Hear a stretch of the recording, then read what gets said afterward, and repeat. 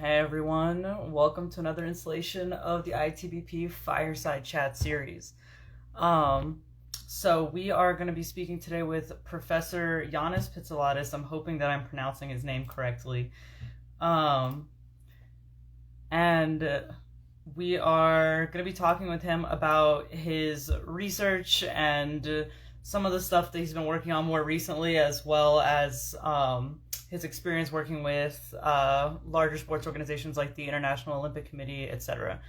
So let's go ahead and I see you, Professor, in the audience. If you go down to the bottom and follow the instructions in the email I sent you, you'll see. Yes, I can see you in the audience, but you have to request to join the call.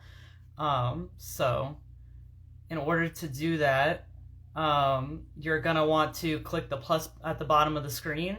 There's like a little plus sign and then a little video camera with the plus sign inside of it, and you request to join. Excellent. Awesome. I gotta get my. So I got two people I have to add. Oh, you declined my you requested to join and then you declined, Professor. Why?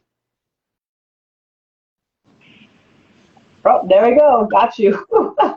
Okay, I hopefully I passed this IQ test. Awesome. I have to get my hear co-host me on here. okay? I can see you just fine, and I can hear you as well, Professor. Thank you so much for joining. My pleasure. All right. Siu Feng, can you did you get an invitation as well? I accepted your request. I think I'm here. Can you hear me? Oh, yes, I can hear you. Your video just didn't pop up on my screen, but I can hear you. So, is it working now? Professor, can you see Siu Feng, or is it just me that I can't can. see? I can see Stefan. I can see him, and No good. problem.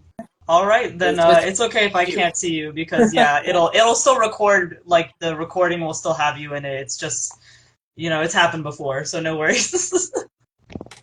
Yeah, probably you need a new phone. Well, yeah, it's a couple years old at this point, so I probably do need a new phone. But thank you so much, Professor, for joining us. Before we get into the conversation, I do want to let everybody who's joining us now know that the ITBP has a competition happening this year in November, on November 23rd in Atlanta, Georgia. So if you're interested in competing with us, or you want to go out there to be an audience member and watch the athletes kill it on the platform and on stage, all the information about how to sign up or how to buy your ticket are going to be on our website. Or you can just head straight to our Instagram profile, and there's a pin post right at the top that tells you exactly how to sign up, where to get your tickets, all that information. And if you can't make it out, we are going to have a live stream of the event as well. So just follow us to see the information for how to watch online when that happens. Yeah. All right, cool. So for everybody who just joined, I introduced myself when I started the call, but my name's Nat. I use they, them pronouns, and I am the Assistant Executive Director of the IATBP, International Association of Trans Bodybuilders and Powerlifters. And my co-host here, Siu Feng, who everybody else can see, but I can't see. They're also a board member of the IATBP, non-binary IFBB pro bodybuilder, amazing posing coach, and an ambassador to several other organizations, including Gay Games Hong Kong, and Athlete Ally, and so on. And we are here to talk to Professor, is it Yannis Pitsiladis? Is that how you say it? Or Said beautifully with an excellent pronunciation. Oh, not many people get it right. So I've been telling people that we're going to talk to you today, and every time I say your name, I'm like, man, I hope I didn't screw that up. No, you were just perfect. Awesome. So yeah, we're here talking to Professor Pitsiladis today. I'm going to shorten his bio just a little bit because he has a lot of stuff, to his name. But basically, Professor is a researcher, and you said that your history of research is on the importance of lifestyle and genetics for human health and performance. And I know your most recent research, you said, involves the application of something called omics, so like genomics, metabolomics, I don't know what any of that is, but and artificial intelligence on the detection of drugs in sports. So very, very interesting topic. And for those of you who don't know, part of the reason that we invited Professor to come on and speak and the relevance to our organization is one, your most recent research on the participation of as well as trans people's athletic performance in sports. And I know you were co-author on that paper or lead author. I don't remember if it was one or the other. Um, The lead author was one of my PhD students, Blair okay. Hamilton. Awesome. Great. And the professor is also a member of several like sports body organizations or like organizations consulting larger federations on how to fairly and equitably include people in sports, among many other things. So like the International Olympic Committee's Medical and Scientific Commission, the Scientific Commission of the International Sports Medicine Federation, and WADA's Health Medical Research Committee, among others, and just a lot of research history behind you. So very credible, and very involved in the topics that are relevant to our organization. And that's why we're so grateful that you took the time to sit down and have a conversation with us today. So thanks for being here. My pleasure. Absolutely. Yes. Well, let me start the whole conversation. We have a lot, we do. today. And I think, for an introduction to our audience and for us as well, right? I'm curious and we are curious, like about, maybe you can, because you have so much titles. Yeah. So like, we are very curious, like what areas of research are you specialize in? And maybe you can also share with us a little bit about, what are, which sports governing bodies you are, part of. Okay. I know it's a lot, It's a so. Well, I'll try and make it interesting from your audience. But basically, I've been interested throughout my scientific career in understanding the making of the elite athlete. What makes these special athletes that we enjoy watching compete different to the rest of the population? So I spent most of my career, and going back 25, 30 years now, roaming the hills of Ethiopia, Kenya, Jamaica, trying to find these legends, sticking my finger in their mouth, collecting a little bit of saliva, and going back to the lab and analyzing that. That was before we had access to big technologies. To understand whether, these great athletes and these phenomena we were witnessing in different parts of the world were genetic or environmental.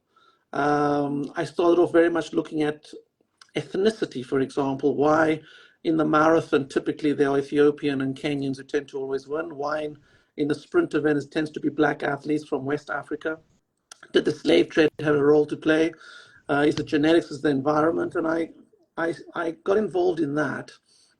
And in the process, while trying to understand the genetics, kind of nature versus nurture, I also uncovered the dark side of sport, which is basically drugs in sport.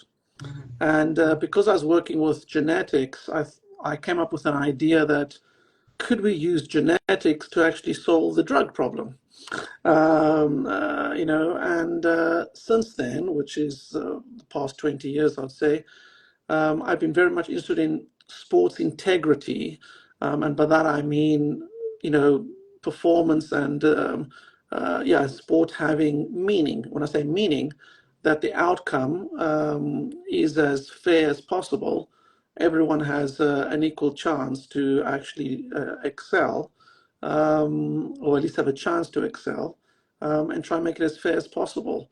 And clearly, sport isn't fair. There are a lot of issues related to sports integrity, which I could spend hours talking about. And as a member of the International Olympic Committee's Medical and Scientific Commission, I'm part of a group of individuals who tries to keep our athletes safe in competition, but also make, let's say, competition fair and have meaning. Because why would we watch something that was unfair or fixed? We wouldn't watch it. And we need there's a lot of work that needs to be done in order to make sport fair. So there's a lot of stuff there to unpack, I'm sure. There is, but I'm glad that you touched on you talked about integrity and fairness, and I know in our conversations preparing for this interview, you mentioned that as well. So before we jump into like your research specifically and all of that, could you just take a moment to, I know you kind of define fairness, can you distinguish what fairness and integrity mean to you as someone who is looking into this specific topic, drugs in sports, and also like inclusion of, different communities in sports as well. Yeah, I mean, I'm a basic scientist, so I don't spend too much time going through all the kind of Of definitions, course. and clearly, and clearly fairness and sports integrity, overlap. There's an overlap between the two of those things, but let me try and break them down a little bit. So under sports integrity, I would incorporate, trying to stick to the rules of the sport, um, uh, and that typically involves, not taking drugs, playing fair, having inclusion, having equality as much as possible, and all those aspects that again, thinking back to the Olympic movement, we want the kind of the Olympic spirit is not only to play the game, but how to play the game, Mm-hmm. and it doesn't necessarily mean winning at all costs. Mm-hmm. So when I look at sports integrity and even fairness, the things that I've been trying to study the last decade, especially, is trying to understand how can we fairly integrate transgender individuals into elite sport? How do we, again, fairly integrate intersex or DSD individuals into elite sport, considering the fact that you know we want it to be fair for everyone. We don't want to discriminate. Mm-hmm. We want to try and abide with the laws of countries. There's not such thing as international law in per se, but more laws of countries. And then also trying to abide to the Olympic Charter, which says not to discriminate. And when you try and consider all those things at the same time, you get into some real difficulties.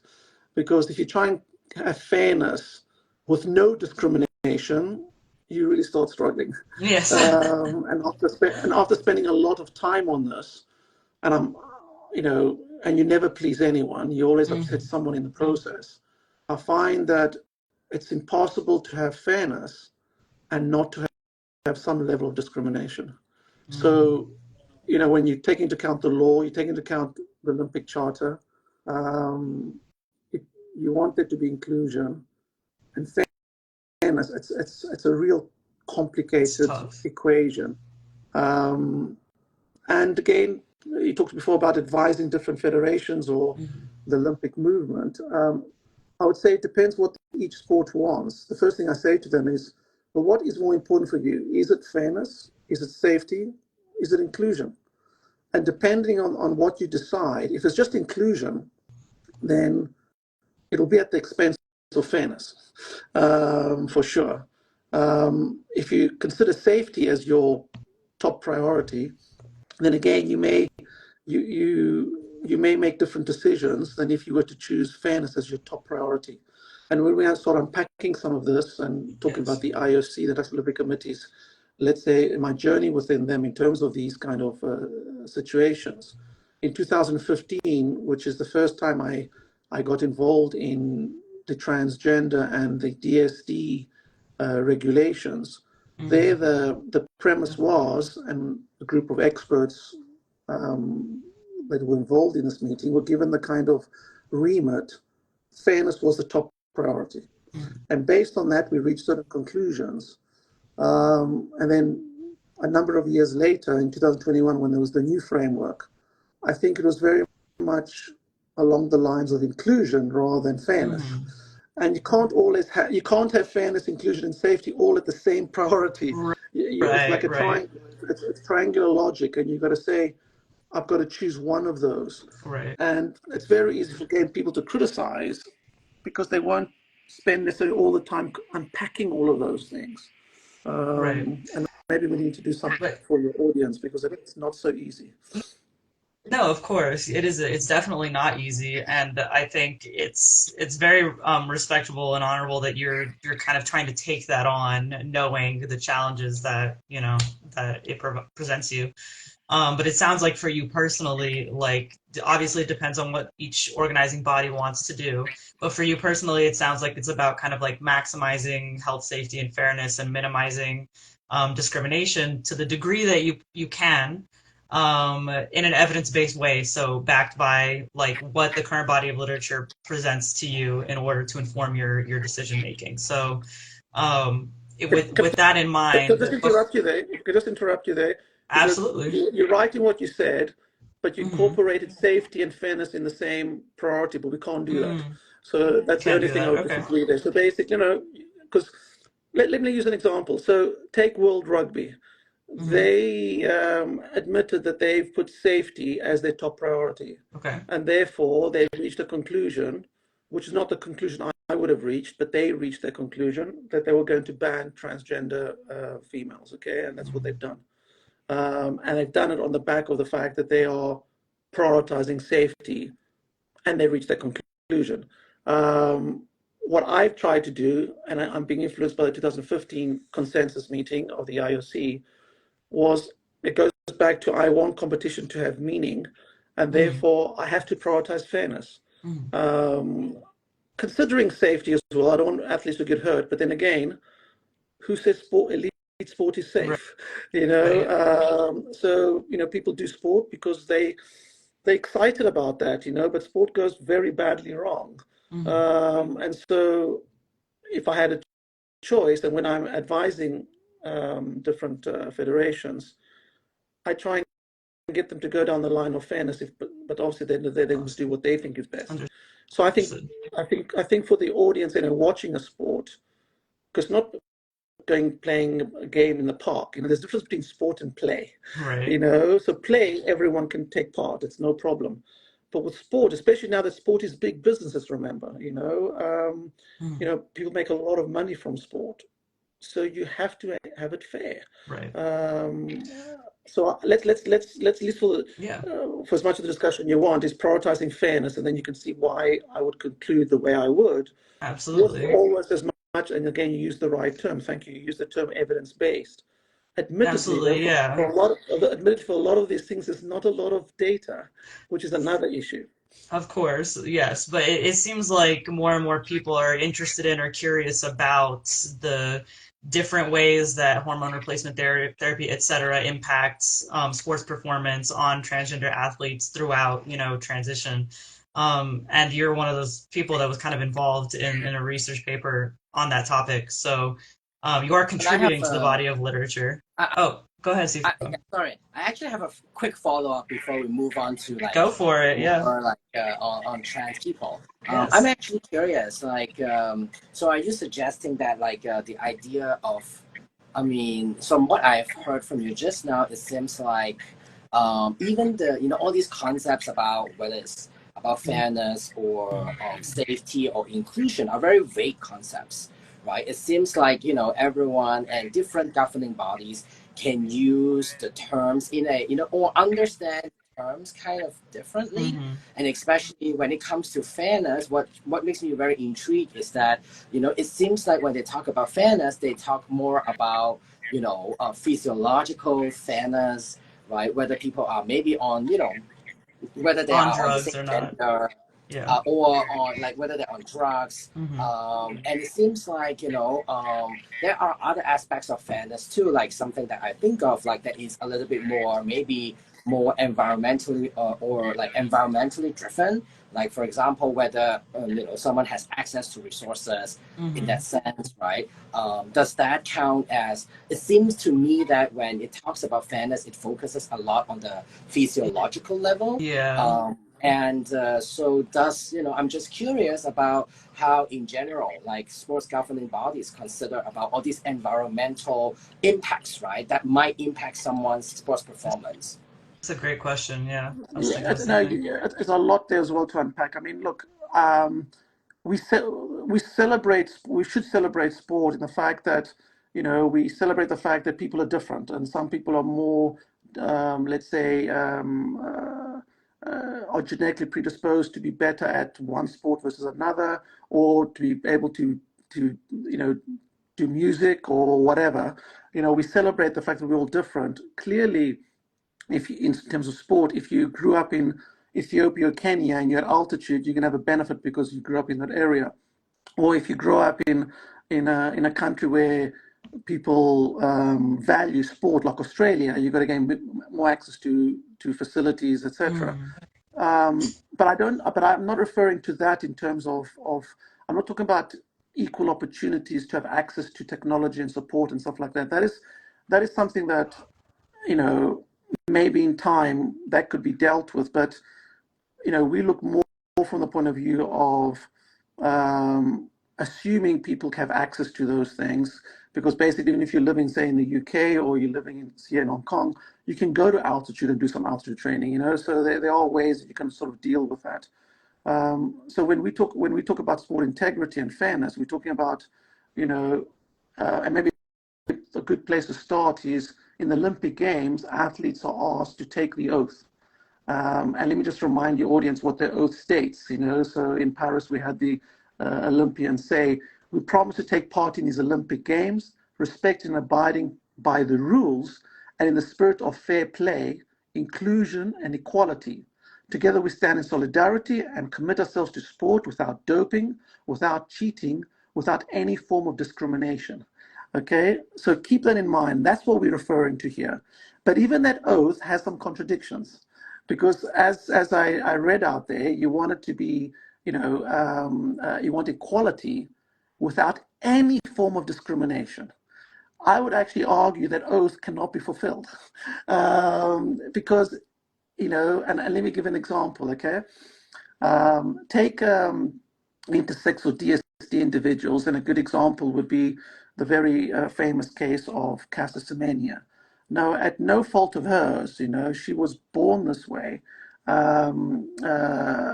She has an advantage over female athletes because of her, let's say, testosterone levels, which are more in line with the male range. So she will have an advantage. And we saw that clearly in the 2016 Olympic Games in Rio, where in 800 meters, all medalists were DSD individuals. So clearly there's an example of where having higher levels of testosterone, and I'm talking about not just higher in terms of, higher within the female category, I'm talking about in the male range, it really had that impact. And if you go back to the London Olympics, when there was a ruling by then IAAF or World Athletics to have hormonal control, the winner actually was a Russian athlete who was doping, so that was actually in itself quite interesting. But Caster Semenya didn't win. She struggled in that race and actually ended up coming second eventually. Since then, the Russian athlete has been disqualified, and she is actually first, but it's artificial in that sense. So, in that particular case, what do you do? So that's a good example now where, and again, I'm heavily criticized by the kind of approach that I take, which is here, if you have no discrimination, then DSD individuals should be able to participate in that race. Mm-hmm. However, if you do that, in time, you could have a situation that all the athletes that are competitive will only be DSD individuals, and then I would argue that is not fair in terms of female sport, women's sport. So there, with as much as it causes me personally a lot of distress, because I've spent most of my career trying to remove those athletes from competition who are doping. I'm actually supporting her to take medication to be able to compete, and I say that with really a heavy heart. It's very difficult. But when people criticize us or those who are on this in this view, well, what would you do, instead? Good friends of mine who work with me on the IOC on this topic would disagree with me, though. They'll say, no, she should be able to compete. Because again, we celebrate the fact that some athletes have big feet and are tall, Yeah. have a lot of fast-twitch muscle fiber, etc., etc. but it's not the Yeah. same thing, you know. So there, in this example that I'm using, we are discriminating. We are making her do something that she shouldn't need to do, that actually could potentially even harm her, you know. But I would argue strongly, what else can you do? You want that competition to be as fair as one could make it. And the only way to make it fair is say, and this is what I think is really exciting in terms of, and a way forward, although I'm not convinced a large amount of the population about this, is to have what I call an athletic gender. So basically, you can live your life in any way you like, you know, as gender neutral, as a male, as a female. It's entirely up to you.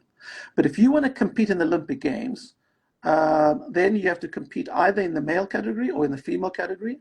And that's your athletic gender. And we have the differential between males and females mainly for safety reasons, you know, and I would argue for also for fairness. So that term is what I've been pushing for some years now, and it's a term that has come out, and I must acknowledge Joanna Harper, who maybe some of your audience will know. Yeah, we interviewed her actually. Yeah, if you interviewed her, okay, and Yes. it's something that came out of our discussions and led by her, so I should acknowledge her. But I've really pushed this notion forward in a big way, and until I'm convinced of a better approach, I can't think of anything better. So to summarize what I think we should be doing nowadays, and that's very much where I'm trying to argue the IOC framework should be going, is that, you know, we should not care, say, how you live your life, but in sport, until we're better markers, everyone in the male category should have testosterone levels in the male range, and those in the female category should have testosterone levels in the female range. And we don't care about anything else. We don't care about chromosomes. We don't care about surgery. We don't care about absolutely anything. You know, that's all we care about. And the beauty of this, in terms of practicalities, that's another thing. I get crucified in terms of this view, you know, people who, but I say to them, okay, well, give me your practical solution of how you would do it. And again, going back to what I've just said, the practical solution of enforcing this as well is serious amount of money spent by the World Anti-Doping Agency doing anti-doping tests. Those same tests can ensure that individuals are indeed within those categories for as long as they are competing. So it's also doable.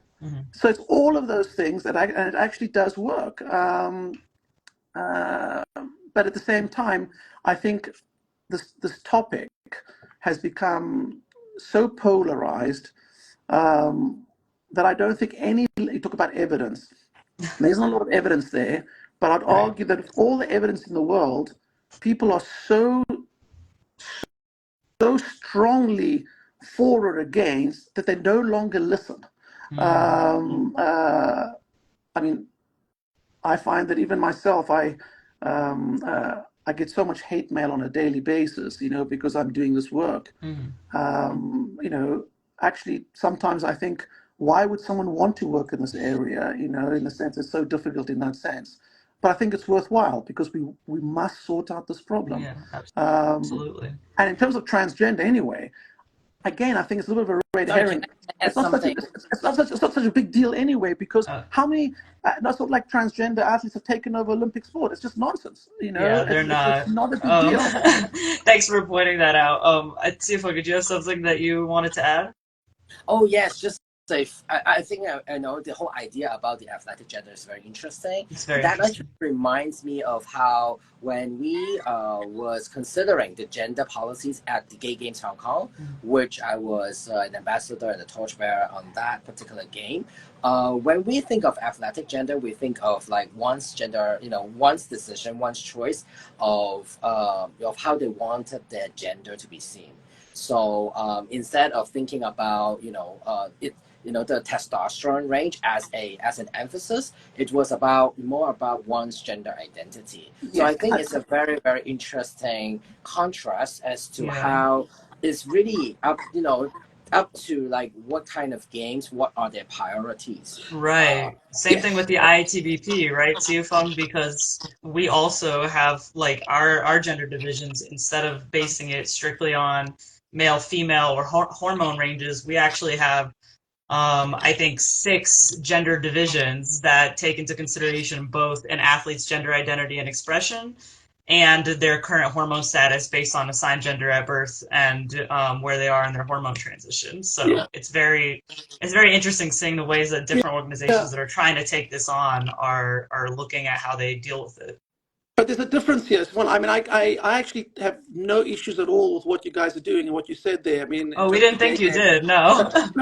No. I think you're spot on. I mean, Yeah. because obviously in your case, you want inclusion, you want people Mhm. to participate. And I think, in that case,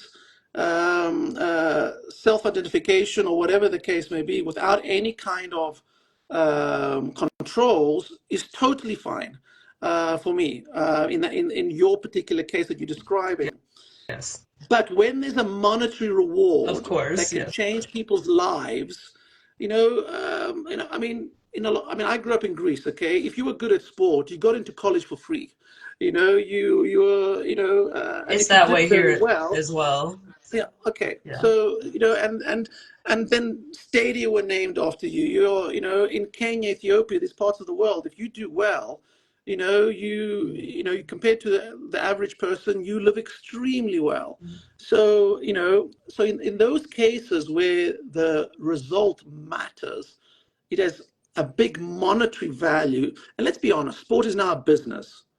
There, I mean, maybe another best way to put it is in my work, okay, as a professor, I Mhm. actually don't care what the gender of my colleagues is. It makes no difference to me. It's not relevant.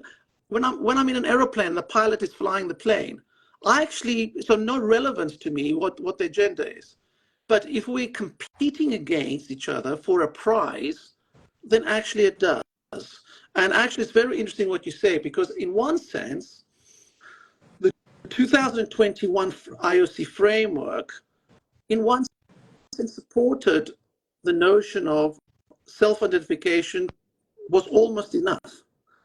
And that's why, as chair of the Science Commission of the National Federation of Sports Medicine, we had a huge problem with that.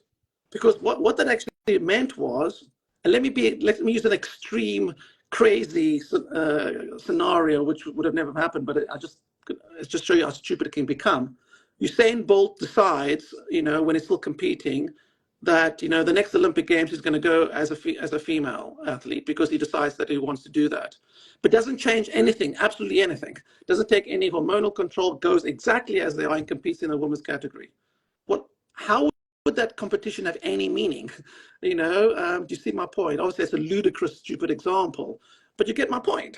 Yeah. However, if Usain Bolt was, or any, I probably shouldn't personalize to him, but any, let's say, athlete of that stature or any great stature was to actually, from one Olympic Games to the next, so in 4 years, say, actually, I'm going to transition. Okay, and I'm going to maintain my testosterone levels within the female category. Taking 4 years down the line, I have no issues at all with them competing in the female category. And my Right. prediction is that they may compete well, they may potentially even win, but it's not going to be skewed. You know what I mean? It's not Mhm. going to be that everyone who does that Right. is going to always win. And Right. actually, for me, eligibility rules should mean that everyone has a chance of winning, but not an equal chance of winning, for reasons that you also mentioned, Stefan, the basically being at altitude, or how you choose your parents, and who your sponsor is, Right. what nation you're working for, how much money they give you, whether you sat on a plane with someone who had COVID and got you sick. There's so many things that could happen. Can you see the difference between your scenario and the scenario that I'm presenting? And again, also what I'm saying is also very different when we compare the very elite athlete to young athletes Mhm. or junior athletes. I think that's again quite different. Mhm. What I'm referring to here is requiring these strict rules at the level where the outcome is life-changing. Right. No, that makes sense. Steve, do And you have anything you want to add? yes, I do. Like, so you mentioned about like the testosterone level, and it reminds me of how, like, historically, when we do gender verification testing, right? So we actually changed the kind of like forms of verification across, different times. There were ones, we do the nude parades, and then chromosomes, and then we find it's not accurate enough, and then now we use testosterone. What I'm wondering is, like, will you anticipate? And you also mentioned very curiously earlier that actually a lot of like DSD athletes did dominate some of the sports, and they are naturally producing testosterone, and identifying living as a woman, right, all their lives, right? So I'm just wondering, like, would given that the history of gender testing has been changing in this criteria, will there be an opportunity that the so-called normal female or male testosterone range was subject to change? Because I'm just thinking, like, we are consuming different food now, the hormones and all these things, would that be a flexible thing, or is it something that is just as fixed as we could imagine? So in 100 million years, I can't tell you what's going to be happening. Can't predict the future. but let's say in the next tens of thousands of years, no, there's not gonna be any change whatsoever in terms of that. In the sense that we talk about male ranges and female ranges, and remember, they do not overlap. Let's be very, very clear. And doing chromosomal testing is really not the way forward. Actually, we don't care about one's, at least I would argue, not everyone would argue this, that actually we don't care about one's, X or Y, as we don't care about anything else, because again, that could be stigmatizing, it could be discriminating, it could be all sorts of things. I think what we need to be doing here in terms of elite sport is saying, and maybe down the line, it won't only be testosterone. So we're trying to find a lot of markers. Going back to your introduction, you're talking about omics, looking at genomics, transcriptomics, metabolomics, all those kind of different omics, is to see if we can come up with ways that can make that athletic gender characterization even better. But I think testosterone, free testosterone, will always work.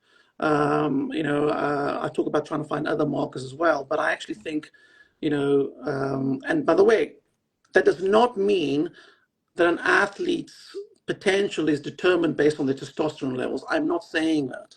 All I'm saying is that in terms of categorization into the male and female categorized, then yes, you can use testosterone. But within the female category and within the male category, having a fluctuation of testosterone levels is not going to influence your performance. Right. It's when you transition from one to the other. So if you go from the male range to the female range, or the female to the male range, you'll have a big impact on performance, either positively or negatively, depending on which direction you go. That's what I've heard as well, that like testosterone levels within the standard female range and then within the standard male range, they don't really have a huge difference, like, on your performance within it. My daughter's polycystic ovarian syndrome, so which means that she has a slightly higher, slightly higher range of testosterone, let's say, in the female category. And indeed, there are, if you look carefully at the data, you may see that there are more polycystic ovarian syndrome athletes in the kind of sprint events, typically. So there may be a small advantage there, but in terms of integration, which is what the topic is, for at least my topic in terms of what I'm trying to do, I just consider it as basically, male and female levels, and then you can compete in that category or the other, and actually, those people who criticize this approach, I would argue purely by looking at what's happening in competitions, it seems to be working. And if there's, and the other thing I'd argue is that, and it's a real shame that sports like swimming, like athletics, like cycling, have banned trans women athletes who have gone through male puberty. And they've done that based on such limited data, or actually no data. And I would argue you'll actually never know if your decision is the right one, because if you integrated, and I would say this as the same amount of limited data, implement, and if it's wrong, you will know, and then correct. So for me, it's such a sad state of affairs that that some of the public that make a lot of noise, or some of the elite athletes, retired athletes who make a lot of noise, have influenced these bodies to do outright banning, and that in itself will mean that those federations will never know if it's the right decision. If they were to integrate, they would know. And then actually, I'd be the first person to say, if you start finding that in cycling or athletics, transgender athletes dominate, if that would happen, which, I mean, I would bet my mortgage 10 times that this is not going to happen, then it's wrong, and I'm very happy you're taping this and hold this against me one day, because but it's not going to happen. But if it were to happen, then you're wrong, and then you can correct. Rather than say I'm going to do it now, and it's actually, and it's against the law in many countries. It's against the Olympic Charter, and it doesn't achieve literally anything, And for those individuals who are banned, I mean, from the interactions I've had with trans individuals that I've as friends and so on, the whole transition process in itself is quite a traumatic situation, and sport is an excellent way to actually express yourself and to have a better life and to get all the nice things that we want out of sport, and we block them. I think it's just so wrong when there isn't that data out there to say we should be doing it. Anyway, I believe that in time, sense will prevail. It'll just take more time. And you said at the beginning in the introduction that, I'm advising a number of international federations. Stefan, I can't tell you which ones they are. It wouldn't be appropriate if I did. They'd be breaking the rules.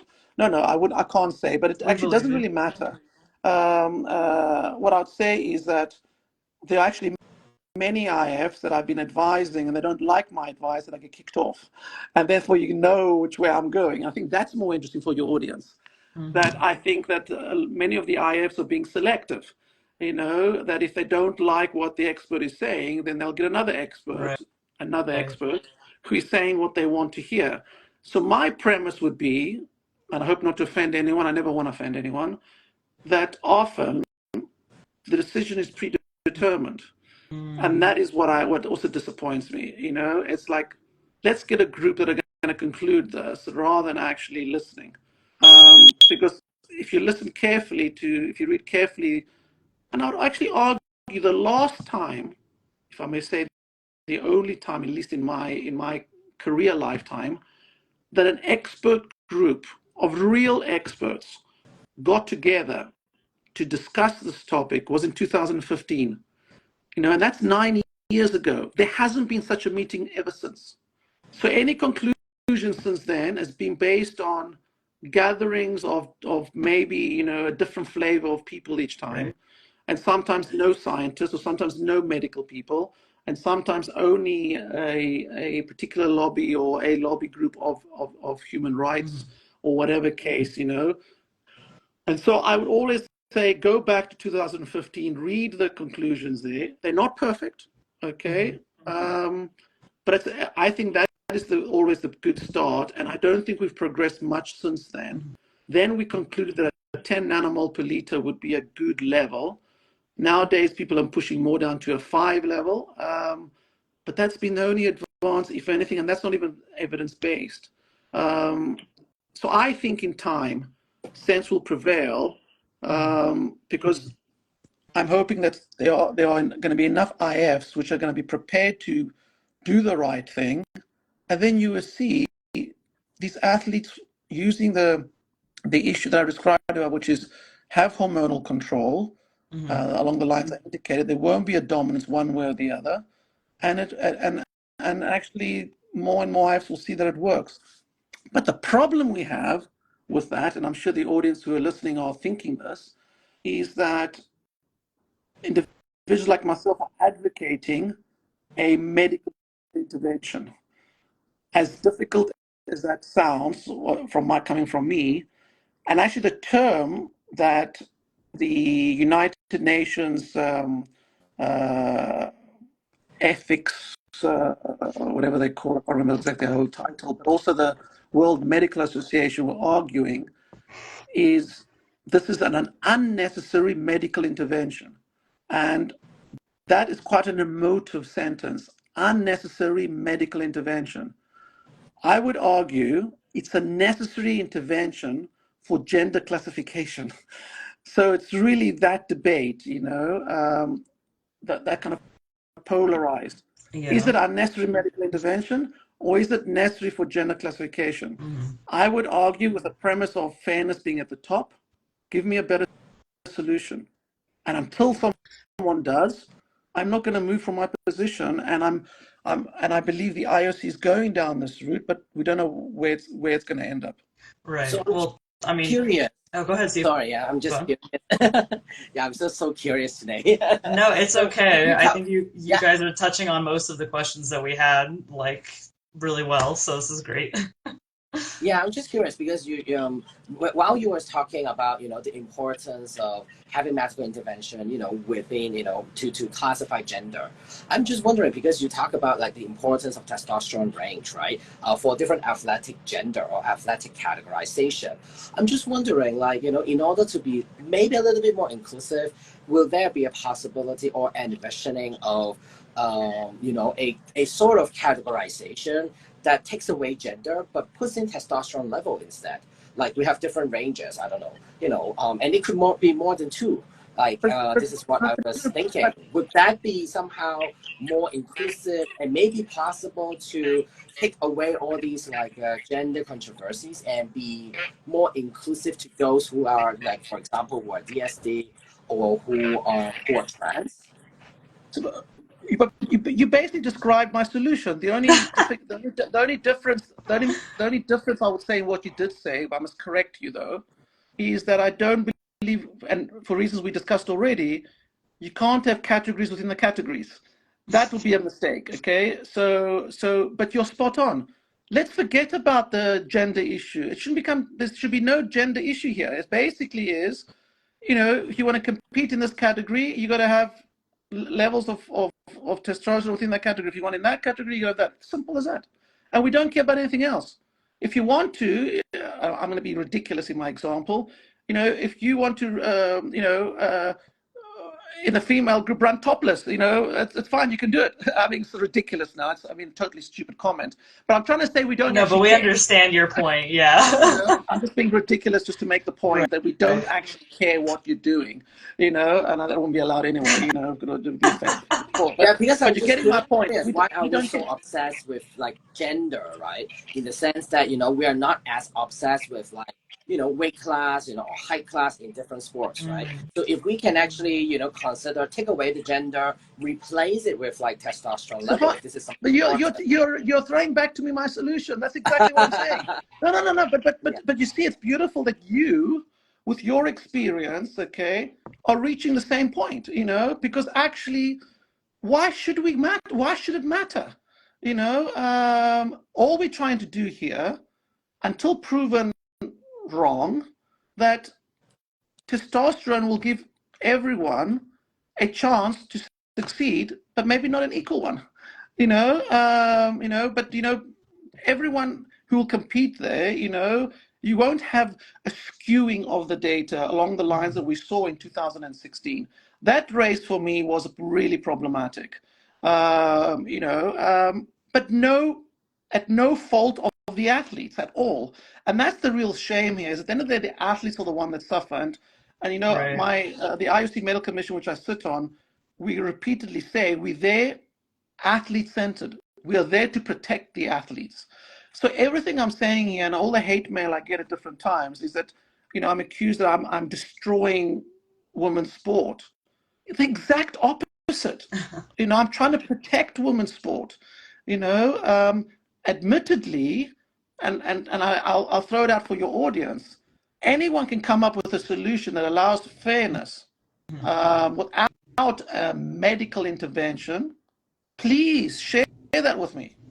And I promise, if you sit down, you think carefully and long, you won't come up with one. You know, Right.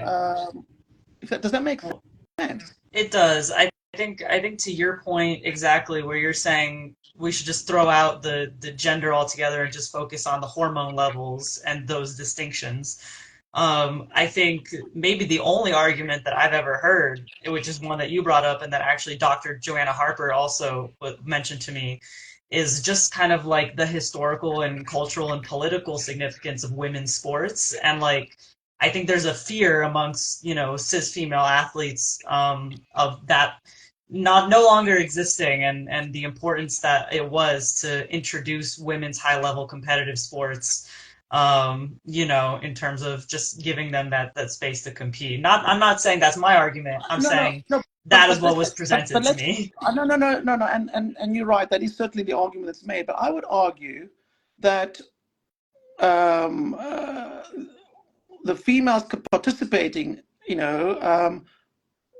would be competing against DSD, will be competing against trans, etc. But they will have an equal chance of succeeding. Right. There's no. And there's still women competing in sports. Like there's still a significance to that as individuals. And the law would say that they are women. Right. So Exactly. again, the legal side allows that, and we're not discriminating. And actually, and why did we have female category? We had it for safety and for performance reasons. We didn't have it to protect women's sport, to protect, it was done for a particular reason, and that reason is still maintained. So really, I actually, it's such a shame as well that we spend so much time talking about trans women in sport, and this is going to destroy sport. How many trans athletes are there? How can one athlete destroy Olympic movement? I mean, it's just ridiculous, and it's just I think, and we also learned this during COVID, the public, with the vaccinations, stopped trusting scientists. I think here's another example where the scientists, we have created the problem because we can't agree even amongst ourselves, and that's a shame because, and a lot of the views, I would call them, without wanting to offend too much either, that a lot of experts, are what I call armchair professors who have never really considered, a situation where they have to actually make the decision right there as to what should be done during the field of play.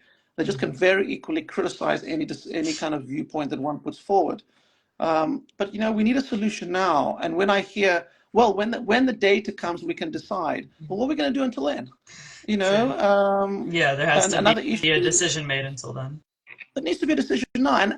And the beauty of what I'm proposing, what the International Federation of Sports Medicine is proposing, which is what I've just described, is that in the unlikely event that it's wrong, we can correct it. I mean, there's nothing wrong. That's the beauty of science, which is different to dogma. Dogma, I believe in God. I'm always going to believe in God, and that's it. Okay, irrespective of the evidence. Okay, and that's fine. I'm from a religious family. However, in science, I only believe my hypothesis is only as good as the last study I've done. And if I find later on that I was wrong in my hypothesis, then I'll basically, the new data will say I was wrong, and now I will change my view. And a lot of scientists are afraid. They feel that it deletes all their career because suddenly they've come up with a different. I mean, talking about where I started in genetics, I started my career in genetics, believing that genetics. And let me ask you, actually, you're asking me questions. Let me ask the two of you a question, okay? Along this line we're going now. Why is it that sprinters who dominate the sprint events are all black from West African ancestry? And why are all the marathon runners from East Africa also black from East Africa? Being black, is that actually, let's be politically incorrect here, is that a reason why these athletes excel? I'm asking you. What do you think? Well, I imagine it has more to do with the genetics of like where their ancestry come from than necessarily their skin color, right? So it's not just being black, but it would have to do with like where in Africa they originate from. It's a socioeconomic phenomenon. It's got Uh, nothing to do with the color of the skin, as you so say. you're I can't saying say it's purely socioeconomic phenomenon. it's socioeconomics, which allows Interesting. the ones with the best genetics to come to the top. Because Mm, let's be very, very clear: elite athletes, top athletes, are made from those with genetic talent. yeah. But what happens? Let's take Jamaica as an example. Okay, everyone in Jamaica sprints, Mhm. which means the ones that can do it will come to the top. The Right. ones that can't will disappear. Right. Because Okay, you and have a because greater everyone pool of does it, people that you're taking from.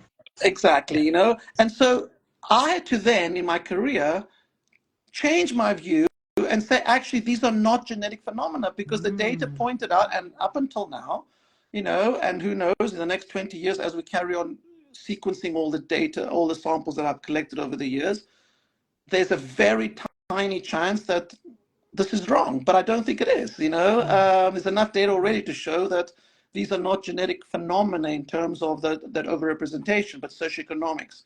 right. And so it goes back to the point that I'm making that in science we can change opinions if we need to. Let's don't be afraid of that, and Right. don't make decisions which are politically based.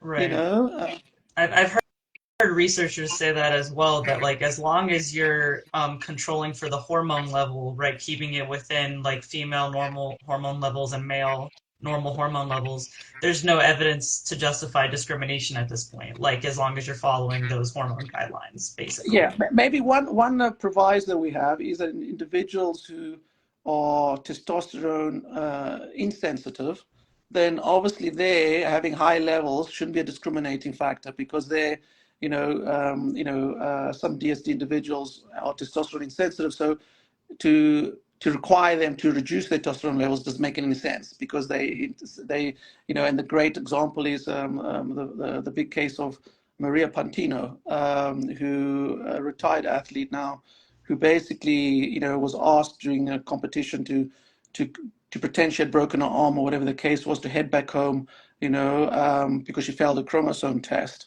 It was actually very unfair eventually because she was testosterone insensitive, so basically would have had no benefit from a higher testosterone levels.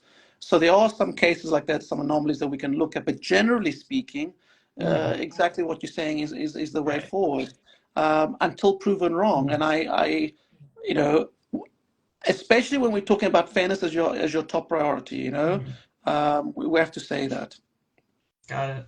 Sifung, do you have anything that you want to add? We're running short on time, so I was gonna ask one, maybe two more questions, but I want to give you the opportunity if you had a follow-up. Yeah, I think I actually think that we have covered most I of think we the questions have as well. had, Yeah. right? So one thing I'm curious is that you have been at the Olympics and also the Paralympics. So I'm just curious, like, how was the overall feeling for you, like, at the Olympics? Especially we do have like several controversies, right? Yes. The famous boxers controversies at the Olympics, at the Paris Olympics, and I, also the transgender sprinter, right, at the yeah, Paralympics. I'm just Stefan, curious on your views and how you think Stefan, about that in you are general. very, very good, let's say, overseeing of a discussion like this because you always get the controversial stuff to come up, And I thought I managed to get through this interview without No, being too problematic. well, But now CFOM has a you've really put me on PhD the in spot. gender studies, so they're very good at No, no, hitting but that. but but because I really like you, and I look forward to meeting you in a few days' time. By the way, here in Hong Kong, we're gonna have a wonderful time when we meet. I promise you that. I'm gonna answer the question, okay? And I'll do it in a really proper way and an honest way. We appreciate it. And again, maybe cause me some trouble, but I'm gonna do it anyway. Um, so I was really quite. Uh, I had mixed feelings when I was watching what happened in the boxing competition. Which I think you're referring to DSD athletes competing in the boxing situation, hearing those kind of statements that we heard, and so on. When I say it was a mixed feeling, because often I think we have to go backwards to go forwards. And for me, when I say the International Federation of Sports Medicine and, as part of the Medical Commission, we really tried before Paris to deal with the gender issue, okay? We, as a group, and I personally tried to make the decision that we should publish and with what we actually agree. And the committee and the group agreed with the situation in terms of transgender. So there wasn't really a transgender issue in terms of a big transgender issue in the games. I know what you're talking about in terms of the para games, but it wasn't a bigger issue really, okay? Because the trans individual is not made to do something they don't want to do. So it actually sort of worked out. But where we didn't agree as the FIMS IOC group was on how to deal with DSD. So what we did was, unfortunately, because we hadn't reached a consensus on this notion of having to have a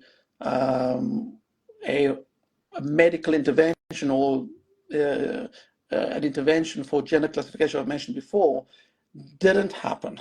It wasn't kind of a ruling, and boxing is an example where there wasn't that ruling and they can do what they want. And that's why we saw what we saw, which was basically the situation where these athletes, we'll never know if it was really a fair competition, one way or the other, because they weren't necessarily required to have any hormonal control. Maybe they won because of not having hormonal control. Maybe if they had hormonal control, they still would have won. We will never know. But what has happened, though, this is the reason why I say, I had mixed feelings because I didn't like what happened there, because what happened there meant that everyone was criticizing the IOC, criticizing the Medical Commission, criticizing everyone, that we basically didn't do a good job, and one could argue we haven't done a good job. Although, we've worked so hard in trying to solve this matter, but it was so difficult to get to a final conclusion. But where I feel positive at the same time, because of that uncomfortable situation which emerged, now there's focus on resolving it. So now suddenly there's an interest to get this resolved, and going down the line of self-identification and not having an intervention may be thrown out of the window now. So in other words, make it more simple, because I'll probably confuse your audience. I think I have a better chance now of getting a medical intervention for DSD than I had before those games, if that makes sense. Because then you would be able to say, these are women competing, with testosterone levels in the women's category. So leave them alone. Don't, they're not, not getting the kind of attacks which they were getting,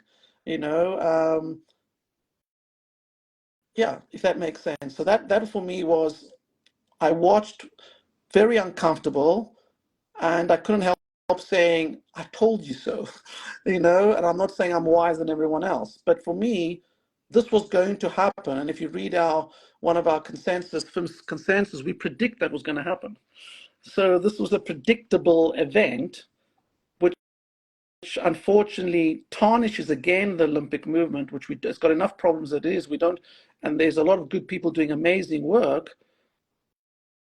But anyway, now there'll be a concerted effort to fix it, and I hope something positive comes out because of that. So that is what my in terms of gender issues in the games, that is my sentiment. I think there's a bigger chance now that we will actually get to a solution that in time we can see if it's right.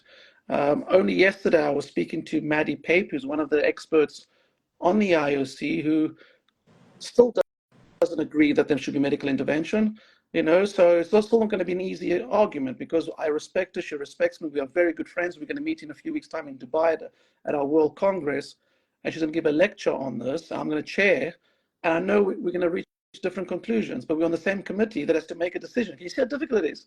I respect her highly, she respects me highly. Her view is no hormonal control, my view is hormonal control. So how's it going to resolve itself? I don't know. You see the issue? but I think she may have moved a little bit, maybe 2 centimeters more towards my side with what happened. But we'll see what happens in time. Yeah, well, thank you for being just like so honest and authentic to your answer. And I know you're towing the line a little bit by answering that question, so we appreciate you doing that. No, Did you have? but as I said, I think, the reason I'm passionate about the Olympic movement, despite its problems, is that, our medical commission is led by Ura Daneru, ex-vice president of the IOC, now president of Sports Accord, who is passionate about fairness in sport, and allows us to think freely, no political intervention, it's just we can't agree. That's the problem, because it's not easy. And we don't have we're not armchair professors where the loudest person gets his way. It's democratic as well. But we're working very hard to generate more data, to convince. And I think the final, and because I think we're running out of time, my final point is, and anyone involved in elite sport that's listening to this, and you're part of an international federation, come on, integrate. And if we're wrong, which we won't be, correct. But when you integrate, make sure that there's hormonal control, and you won't go wrong. That's my opinion. And until proven wrong, I will fight for that, because it achieves what we started off today, which is to have integrity in the sporting competition. We watch it because we want it. We watch it because, it has meaning. Or else, why will I watch it if it's predetermined? If we know who's going to win, Right. because they have this advantage, I'm not talking about a genetic advantage, because Usain Bolt clearly had a genetic advantage over everyone else. But we celebrated that he was different to everyone else, and not putting him in the female category and say, yeah, he's got a genetic advantage, but also he's a male. Then it makes the competition meaningless. Right. Absolutely. Well, yeah, no, thank you for that. And actually, going off of what you just said, we did have one question from an audience member, if you don't mind taking a quick minute to answer it before we close out. I'd love to. So question was just about you and your research. They asked, what's the most exciting project that you're currently working on? Yeah, and it's something along the lines why I also want to meet with us on tomorrow, the next one we're meeting. It's called muscle memory. Oh, I love the concept of muscle memory. Okay, I love it too, in all different ways, and I look forward to working together with you guys, because I think there's so much we can do on this to really understand this conundrum, which is, and on the basis of the topic that we were talking about today, and maybe this actually, understanding the muscle memory eventually is the reason why I one day have to admit that I was wrong, potentially. So what aspect of muscle memory are you studying? What I mean by that is that if someone goes through male puberty, and training under a male hormonal milieu, the changes happening in the structure and function of muscle is one where we have a high number of myonuclei, which is actually the potential to create muscle.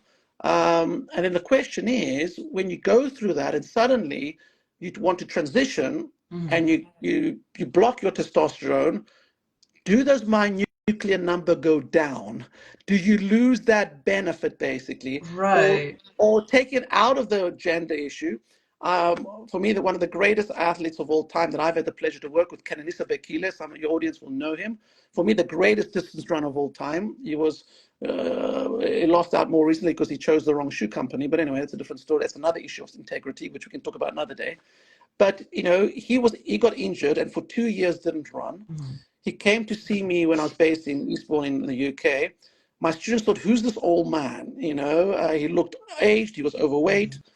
And unbelievably, in 3 months, he came second in the London Marathon, having not trained at all for 2 years. Now, how is that possible? The only way you can argue that is muscle memory. Now, the relevance of this, which is why it's so exciting, is one, we can understand and defend one way or the other integration of trans and DSD individuals into elite sport. Also important from the drug side. We didn't talk about drugs today. Maybe we should do another. If the audience liked that No, discussion, please invite me back to talk about but drugs. that's relevant because that's what I heard about that as well. That there was Yeah, research on athletes who had taken steroids and then stopped, but that is my because point. That they is my had, point. yeah, they had Yes, accrued that's a my higher point. number of myonuclei. It was they did they have the capacity still to rebuild that muscle despite And not being on steroids anymore? exactly, and the implications Right. are, this is the punchline now that you didn't say there, because you're saying it better than I could, is that we could potentially have life bans Mm-hmm. because, and what we're doing together with my good colleague Jane Setter in Melbourne at the Murdoch Children's Hospital, together with just God Lima from Brazil, Sao Paulo, we're actually doing animal work as well. We're doing the same thing. We're adding testosterone or removing it, and doing the same human studies as well here in Hong Kong, BU in Hong Kong. Mm-hmm. And so far, it seems that, when you withdraw testosterone, the minuclear number don't go down, Right. okay? Which could be the reason why as well. We could potentially, or I could run into difficulties that basically there is the strong muscle memory impact there, which Mm-hmm. could eventually mean that we can't integrate. But I believe what happens is, despite the muscle memory issue, Right. other aspects, and physiology is very interesting because we've got a kind of a very good homeostasis that goes on, that Mm-hmm. eventually it balances out, so you don't have this, at least in terms of the gender issue, you don't Mm-hmm. have this overriding benefit. Mm-hmm. But what happens when it comes to drugs and sport is a different story, Right. But who knows? We don't know how that's going to land. But that's, for me, going back to the question, what I find the most exciting, because let's be honest, the issue of drugs in sport, we haven't resolved. So the issue of sports integrity hasn't been resolved. Mm-hmm. Deterrents now of 2 to 3 years are not big enough deterrents, because basically an athlete says, I get caught, it's okay, I'll take my 3 years off and I'll come back again. Mm-hmm. And we saw that, and having cases in Paris, for example, where an athlete who finished sixth eventually ended up getting a medal now 12 years later. Mm-hmm. It makes the competition meaningless, that if we could have strong deterrence, then I think, we could deal with the issue of drugs in sport, because let's be reminded, ignore history at our peril. The enhanced games are coming next year, which means that we can do anything you want, and that could be the beginning of the end for the Olympic Games. So we need to solve these issues. Mm-hmm. So watch the space with what's going to happen. That's very interesting. I love that that's what you're working on, because not that the hormone thing isn't important or interesting, and obviously myonuclear retention and theory and all that is related to hormones, just in terms of muscle accrual and the increased number of myonuclei. But that to me is way more interesting. I agree. So I'm very excited to see what your research finds on that. So invite me back in a year's time, and I'll I tell you what will, we found. And maybe, absolutely. but I'm hoping that, again, together with your organization, look, at the end of the day, us scientists, we need access. And I hope, again, with your audience, we want individuals to come forward to allow us to study them, to study individuals.